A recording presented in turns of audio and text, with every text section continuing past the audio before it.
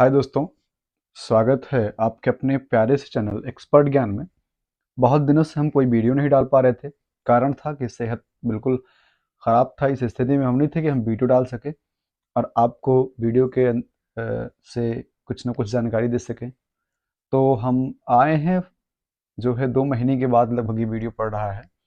पढ़ाई वाला वीडियो लगभग 2 महीने के बाद पड़ रहा है और अब इसी तरह से वीडियो कंटिन्यू पड़ता रहेगा। क्योंकि हमने सोचा कि इतिहास से रिलेटेड और भूगोल, इतिहास भूगोल के वीडियोस आपको डेली एक-एक वीडियोस मिलते रहेंगे, जिससे आपकी जो पढ़ाई है वो बहुत ही बेहतरीन रूप से चलती रहेगी। और आप ये वीडियो जो है ये मैं आज सबसे पहले मैं एक तरह से इंडेक्स लेकर के आया हूँ। इंडेक्स में क्या-क्या पढ़ाया जाएगा, जो है इतिहास में हम क्या-क्या पढ़ाएँगे, किस-किस चीज़ के बारे में आपको बताएँगे, इन सभी के बारे में हम इस वीडियो को लेकर के आए हैं। तो आप बहुत ही ध्यान से और बहुत ही बढ़िया से इस पूरी वीडियो को देखेंगे और अगर वीडियो अच्छा लगे आपको तो सब्सक्राइब ज़रूर करेंगे और लोगों तक शेयर ज़रूर करेंगे। सब्सक्राइब करिए ना करिए, लेकिन लोगों तक शेयर कीजिए, जिससे जानकारी सबको मिल सके। आज का समय ऐसा समय है दोस्तों, जिसमें कॉम्पिटिशन्स बहुत ही टफ हो गए हैं। हम वन डे एग्ज़ाम के लिए छोटे-छोटे एग्ज़ाम के कॉम्पिटिशन को जब हम करने जाते हैं तो वहाँ बहुत ही टफ हो जाता है। और मतलब बता तो रहे हैं कि जैसे अभी आपको बहुत छोटी-छोटी बताएँ, एमटीएस का पेपर होता है, एसएससी एमटीएस का पेपर बहुत ही लो लेवल माना जाता है। लेकिन उनका पेपर देख लीजिए आप, तो बहुत ही हाई लेवल का पेपर बना के देते हैं। तो इसलिए हम आपको पूरी तरह से पूरा कंप्लीट सिलेबस सब्जेक्ट, आपका पूरा सिलेबस, पूरा कंप्लीट सिलेबस लेकर के आए हैं। तो आप बहुत ही बेहतरीन रूप से इस वीडियो को देखेंगे और आज हम सिर्फ आपको यही बताएँगे कि इस वीडियो में आपको क्या-क्या पढ़ाया जाएगा, ठीक है? क्या-क्या पढ़ाया जाना है, ठीक है ना? तो आज हम सिर्फ इस वीडियो में यही देखेंगे क्या-क्या पढ़ाया जाना है और क्या-क्या पढ़ाया जाएगा। तो चलिए हम शुरुआत करते हैं। तो यह वीडियो एसएससी हो या एसएससी एमटीएस हो या आरआरबी हो, यूपी ट्रिपल एससी हो, यूपीपी हो, लेखपाल हो, वन डे से रिलेटेड किसी भी जगह का हो, सबके लिए यह इतिहास, क्योंकि इतिहास एक ही तरह का होता है, ये पूरे भारत के लिए ही इतिहास चलेगा, ठीक है? तो सबके लिए यह इतिहास बहुत ही महत्वपूर्ण है। तो एक्सपर्ट ज्ञान में आपका स्वागत है और आओ उड़े सपने की उड़ान को, ठीक है? हमने जो सपना देखा है, हम जो सपना देखते हैं, आज हम उस उड़ान को उड़ेंगे और आज हम उसके बारे में बहुत ही विस्तृत चर्चा करेंगे।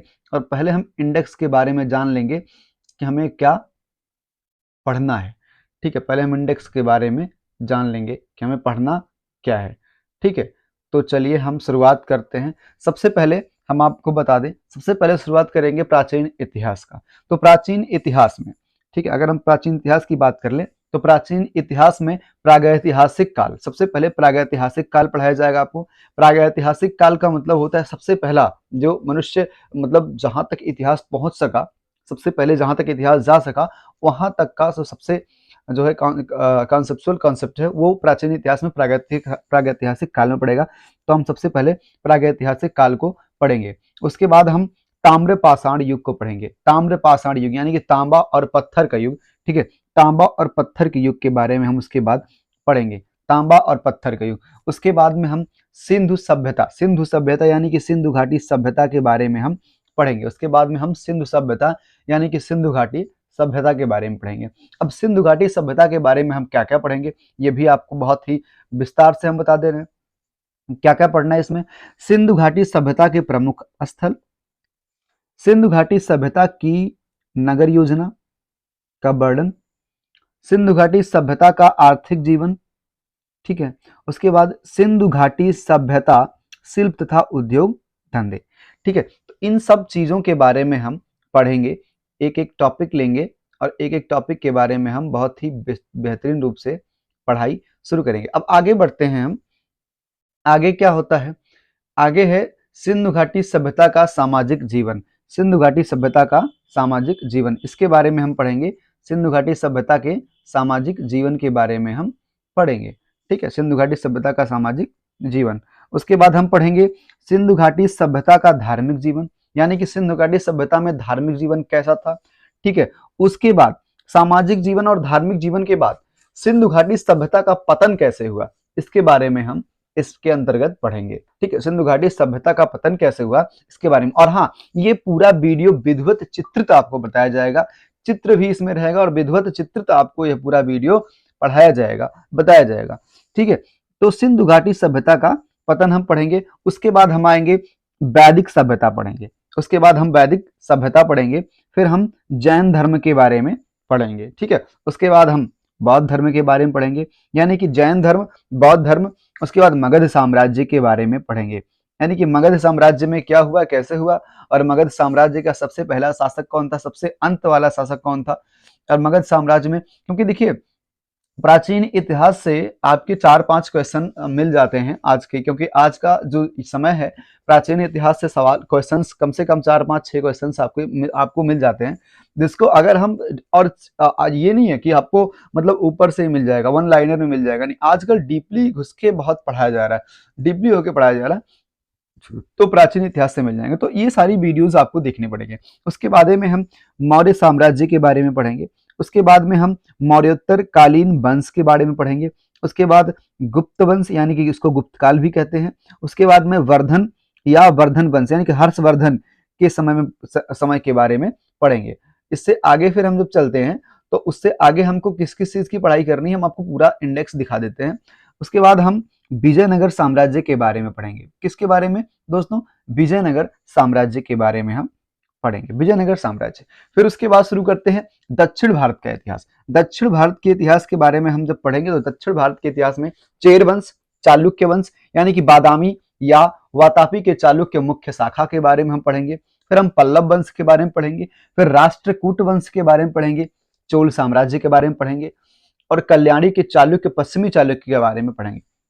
देखिए चोल साम्राज्य, इसमें बहुत ही बेहतरीन चीज चोल साम्राज्य के बारे में हम इसको पढ़ेंगे। और ये दक्षिण भारत का इतिहास जो है तो बहुत मायने लगता है, इसकी जानकारी हम सबको होनी चाहिए। फिर हम ये जब इतना सारा खत्म हो जाएगा तो हमारा प्राचीन इतिहास कल्याणी के चालुक्य तक ही है, जो पश्चिमी चालुक्य तक था, बस यहीं तक हमारा प्राचीन इतिहास खत्म हो जाएगा। उसके बाद नंबर आएगा मध्यकालीन इतिहास का। उसके बाद नंबर आता है मध्यकालीन इतिहास का, तो हम मध्यकालीन इतिहास के बारे में पढ़ेंगे। और मध्यकालीन इतिहास में सबसे पहले हम चौहान वंश से शुरुआत करेंगे। सबसे पहले हम किससे शुरुआत करेंगे दोस्तों, चौहान वंश से। ठीक है, आप लोगों ने नाम सुना होगा, सबसे पहले हम शुरुआत करेंगे चौहान वंश से। उसके बाद पृथ्वीराज चौहान का आपने नाम सुना होगा, तो हम सबसे पहले चौहान वंश से शुरुआत करेंगे। ठीक है, दिल्ली सल्तनत का परिचय, इसी में हम शुरू करेंगे, दिल्ली सल्तनत का परिचय। उसके बाद हम आगे जब बढ़ेंगे तो क्या क्या पढ़ेंगे इसके बारे में भी आपको हम विस्तृत रूप से बता दे रहे हैं, क्योंकि मध्यकालीन इतिहास से भी क्वेश्चन आते हैं, और मध्यकालीन इतिहास में आपको बहुत ज्यादा सन और इस भी याद करना पड़ता है कि क्या कैसे था, तो ये बिल्कुल याद करना पड़ेगा, क्योंकि अगर आपको नौकरी लेनी है तो आपको इस टफ कंपटीशन में भाई आपको मेहनत करना पड़ेगा। ये निश्चित है, मेहनत तो करना पड़ेगा, और मेहनत थोड़ा सा नहीं, बहुत ज्यादा करना पड़ेगा, थोड़े से मेहनत से काम चलने वाला है नहीं। तो ठीक है, अच्छा आगे बढ़ते हैं। तो हम इसके बाद मामलुक या गुलाम वंश के बारे में पढ़ेंगे। ठीक है, उसके बाद हम किसके बारे में पढ़ेंगे, खिलजी वंश के बारे में पढ़ेंगे। ठीक है, फिर तुगलक वंश के बारे में पढ़ेंगे। ठीक है, खिलजी वंश, तुगलक वंश। उसके बाद हम सैयद वंश के बारे में पढ़ेंगे। ठीक है, उसके बाद हम लोदी वंश के बारे में पढ़ेंगे। उसके बाद हम मुगल साम्राज्य के बारे में पढ़ेंगे। ठीक है, आगे बढ़ते हैं, आगे देखते हैं। चलिए, तो ये सारे वीडियो आपको बहुत ही ध्यान से देखने होंगे। ठीक है, बहुत ही ध्यान से। लोदी वंश, उसके बाद हम आ जाएंगे मुगल साम्राज्य में, मुगल साम्राज्य। ठीक है, मुगल साम्राज्य 1526 से 1707 ईस्वी तक था, बहुत लंबा, लगभग तकरीबन 200 वर्षों का, लगभग 200 वर्षों का, 174-75 वर्ष का साम्राज्य था मुगल साम्राज्य का, लंबा ये लोग शासन किए। ठीक है, तो सबसे पहले इसमें मुगल साम्राज्य में सबसे पहले हुमायूं आते हैं, हम हुमायूं के बारे में पढ़ेंगे। ठीक है, उसके बाद आते हैं शेरशाह सूरी। ठीक है, तो शेरशाह सूरी आते हैं, फिर हम शेरशाह सूरी के बारे में पढ़ेंगे। उसके बाद आते हैं अकबर, अकबर के बारे में जानकारी अर्जित करेंगे, जानकारी लेंगे। जहांगीर के बारे में पढ़ेंगे, शाहजहां के बारे में पढ़ेंगे दोस्तों। और उसके बाद हम औरंगजेब के बारे में पढ़ेंगे, औरंगजेब के बारे में पढ़ेंगे। ठीक है, अब आगे हम चलेंगे। तो ये यहाँ पर औरंगजेब, यानी कि जब औरंगजेब मर जाता है तो मुगल साम्राज्य पूरी तरह से खत्म हो गया। अब जब मुगल साम्राज्य पूरी तरह से खत्म हो गया तो फिर हम किसके बारे में पढ़ाई करेंगे, फिर हम सिख धर्म के 10 गुरु, 1469 से 1699 तक जो सिख धर्म के 10 गुरु थे उनके बारे में पढ़ेंगे। ठीक है, यानी कि सिख धर्म के 10 गुरु, इनके बारे में जानकारी हम लेंगे। उसके बाद सिख साम्राज्य का उदय, यानी कि सिखों का इतिहास, इसके बारे में पढ़ेंगे। फिर आंग्ल सिख युद्ध यानी कि अंग्रेजों और सिखों के युद्ध के बारे में पढ़ेंगे। उसके बाद जब ये खत्म हो जाएगा तो हम फिर आएंगे मराठा साम्राज्य में। मराठा साम्राज्य के बारे में हम पढ़ना शुरू करेंगे। मराठा साम्राज्य में पहला होता है, एक देखिए मराठा साम्राज्य है, उसके बाद पेशवा साम्राज्य, ठीक है, उसके बाद आंगल्य मराठा युद्ध, ठीक है। अच्छा, ये सब जब खत्म होता है तो दोस्तों हैदर अली, हैदर अली का उत्कर्ष होता है, यानी कि हैदर अली का उदय होता है। यहां से हम हैदर अली के बारे में जानना शुरू करेंगे।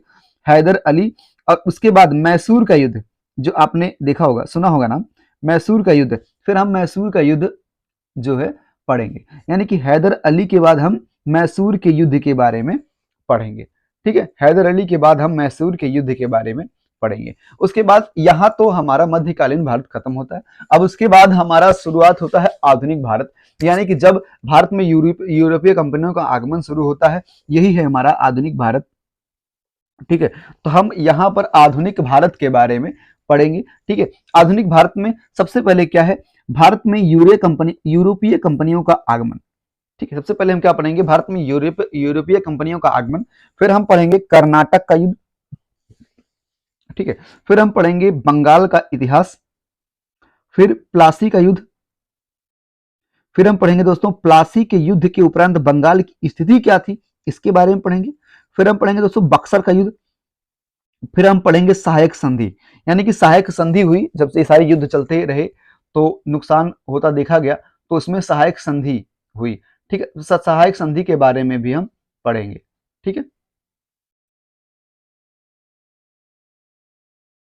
सहायक संधि के बारे में हम पढ़ेंगे।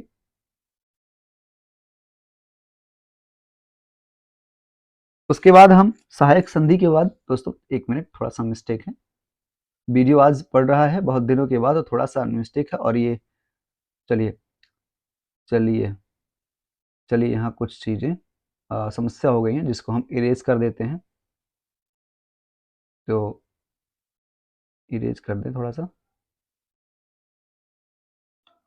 सहायक संधि,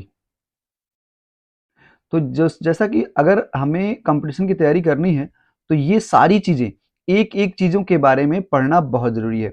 और यहाँ की मैं यूपी पीएससी की भी तैयारी इसी से ही करवा दूंगा आप लोगों की, जिससे आप लोग डीपली, तो मैं जाऊंगा जरूर, क्योंकि डीपली पढ़ाना बहुत ज़रूरी है, ठीक है। कहाँ तक हुआ था, सहायक संधि तक हमने बताया था आपको। इसके बाद हम आते हैं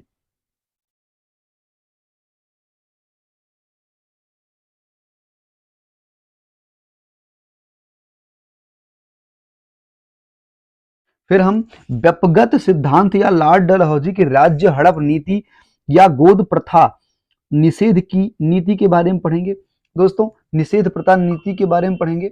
उसके बाद हमारी शुरुआत होगी दोस्तों निषेध प्रथा नीति के बारे में। उसके बाद हम पढ़ेंगे दोस्तों 1857 की क्रांति के बारे में।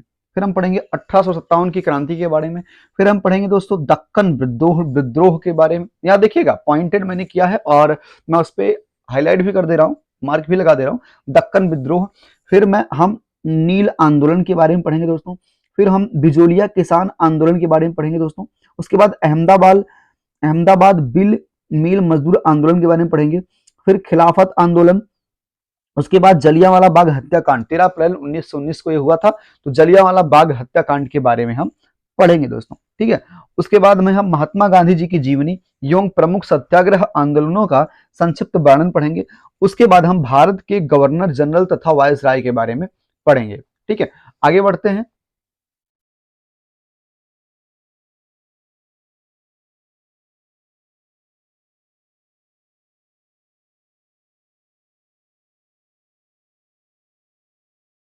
आगे बढ़ते हैं तो थोड़ा सा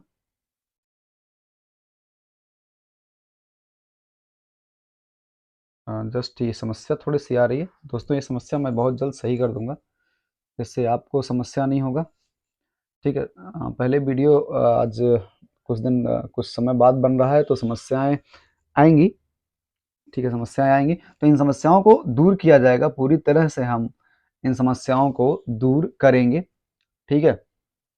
और अगर हम क्षमा चाहते हैं दोस्तों। उसके बाद हम जो है ईस्ट इंडिया कंपनी द्वारा भारत में शासन हेतु बनाए गए अधिनियम के बारे में पढ़ेंगे। देखिए इसमें पॉइंटेड मैंने कर दिया है, regulating act 1773, Pitt's India act 1784, charter act 1793, charter act 1813, charter act 1833, charter act 1853, charter act 1858, Bharat परिषद अधिनियम 1861,